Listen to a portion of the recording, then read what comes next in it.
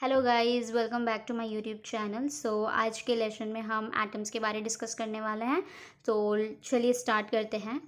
Atoms क्या होता है? एटम्स एक बेसिक यूनिट है। ओके, लाइक एक बिल्डिंग बनाते हैं तो हमें सैंड का ज़रूरत होता है, हमें ब्रिक्स की ज़रूरत होती है।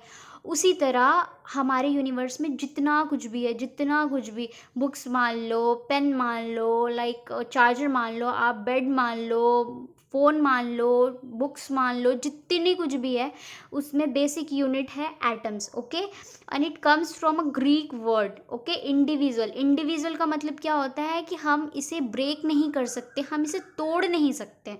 ओके, हम इसे तोड़ नहीं सकते। ये एक बहुत ही छोटा मतलब स्मॉलेस्ट थिंग होता है जिसको हम अपनी आँख से देख नहीं सकते। इसके लिए एक पर्टिकुलर माइक्रोस्कोप का ज़रूरत पड़ता है, like atomic force microscope, electronic microscope.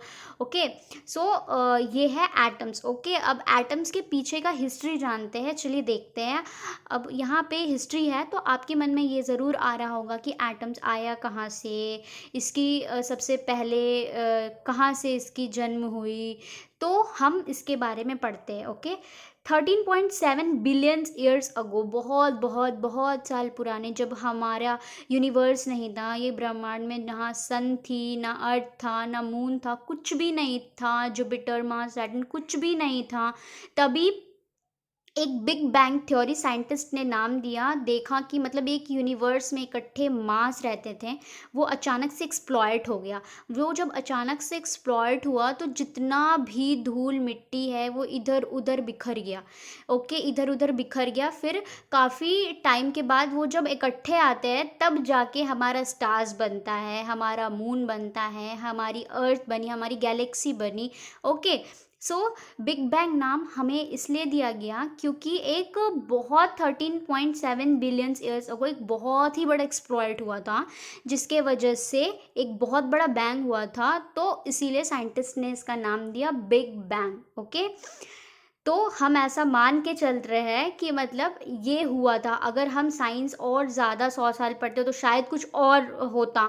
Okay, पर अभी तक यही पता है, अभी सब यही मान के चल रहे हैं कि एक बिग बैंग एक्सप्लोजन हुआ था 13.7 बिलियंस ईयर्स अगो, बहुत साल पहले, जब कुछ भी नहीं था। धरती पर कुछ भी नहीं था इस ब्रह्मांड में। ओके, सो यहाँ से आई है एटम्स। इस बिग बैंग के बाद ही हमारे धरती पे स्टार्स बने, मून्स बने, हमारी गैलेक्सी बनी, हमारे अर्थ बने, after big bang. Okay, so let's talk about the atoms. Okay, atoms क्या होता है? एटम्स जो होता है ये एक एटम्स है। ओके, एटम्स के जो इधर जो घूम रहे हैं ना वो इलेक्ट्रॉन्स है। ओके, पहले तो कहा गया था कि एक एटम एटम एक इंडिविजुअल है। इंडिविजुअल्स का मतलब हमने बताया कि आप उसको ब्रेक नहीं कर सकते, आप उसको तोड़ नहीं सकते हो। ओके, फिर बहुत टाइम बाद स्टडी करने के बाद ये पता चला कि एटम्स के अंदर भी सब एटॉमिक पार्टिकल्स होते हैं। ठीक है, तो सब एटॉमिक पार्टिकल्स आइए जानते हैं। तो ये एटम्स है, इसके अंदर न्यूक्लियस होते हैं। न्यूक्लियस के अंदर क्या होती हैं? प्रोटॉन और न्यूट्रॉन। न्यूक्लियस है, ये हमारा न्यूक्लियस है। न्यूक्लियस के अंदर क्या होती हैं?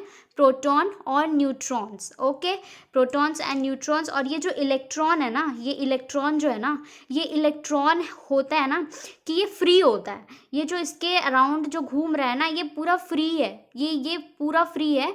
ये कहीं भी मतलब मूव कर सकता है। ठीक है, ये न्यूक्लियस के अंदर नहीं होता। ठीक है, तो एटम्स के अंदर भी सब एटॉमिक पार्टिकल्स होते हैं। अब यहाँ देखते हैं कि ये जो हमने जो ऑरेंज कलर से किया है ये प्रोटॉन है, जो ग्रीन कलर से है ये हमने जो न्यूट्रॉन है, और ये नेगेटिवली चार्ज इलेक्ट्रॉन है। ओके, सो जो प्रोटॉन, न्यूट्रॉन और इलेक्ट्रॉन, आइए समझते हैं कि क्या होता है। प्रोटॉन इज अ सब atomic particles with a positive charge, electric charge. Okay, positive electric charge होता है। पॉजिटिव प्रोटॉन्स जो होता है वो पॉजिटिवली चार्ज होता है। ओके, प्रोटॉन्स जो होता है वो पॉजिटिवली चार्ज होता है, इसलिए मैंने यहाँ पे कलर से दिखाया है कि ये प्रोटॉन जो होता है वो पॉजिटिवली चार्ज होता है। और इसका मास जो होता है वो slightly less than neutron, neutron से कम होता है, okay, slightly less than that of neutron, okay.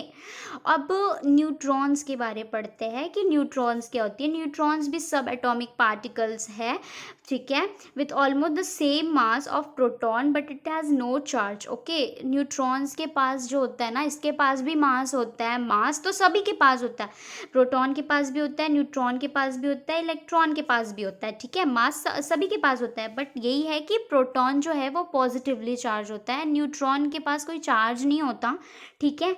But इसका जो मास होता है, न्यूट्रॉन का जो मास होता है ना, वो प्रोटॉन से ज़्यादा होता है, ठीक है। प्रोटॉन का जो मास होता है it's slightly less than that of neutron, but neutron का जो मास होता है slightly more than the protons, okay. अब इलेक्ट्रॉन्स के बारे पढ़ते हैं कि इलेक्ट्रॉन्स ये एक निगेटिवली चार्ज स्पीसीज है, इट इज़ ऑल्सो सब atomic particle, they do have मास, इसके पास भी मास है, okay, but it is free. ऐसे मैंने बताया कि ये जो घूमता है ये फ्रीली घूमता है, कोई रेस्ट्रिक्शंस नहीं है, कहीं भी घूम सकता है ये आराम से, ओके। बट ये न्यूक्लियस के अंदर नहीं होता है, न्यूक्लियस के बाहर होता है, ठीक है। एटम्स के अंदर न्यूक्लियस होती है और उस न्यूक्लियस के अंदर प्रोटॉन और न्यूट्रॉन्स होती हैं, ओके, अंडरस्टैंड।